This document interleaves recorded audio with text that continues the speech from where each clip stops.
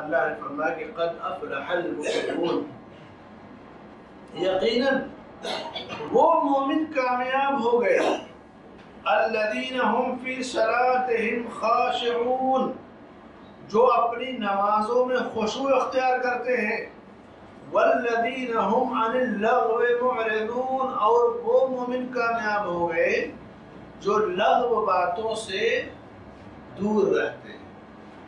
کامیابی کے لیے لغو باتوں سے دور رہنا۔ انسان جب فضول چیزوں میں رہتا ہے تو وہ اسی طرح رہتا بھی۔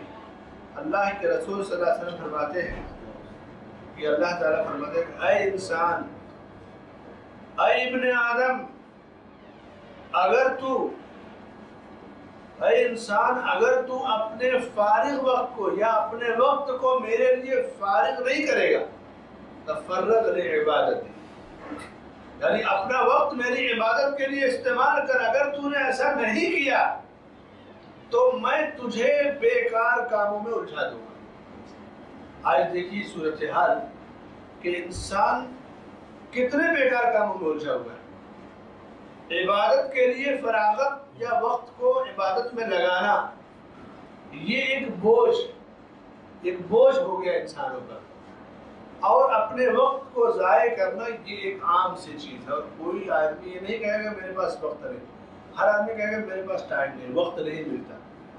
کیا کرتے ہو؟ تو جب کاموں کا حساب لیں تو کوئی کام بھی نہیں، کوئی رزلٹ نہیں، لیکن وقت نہیں ملتا۔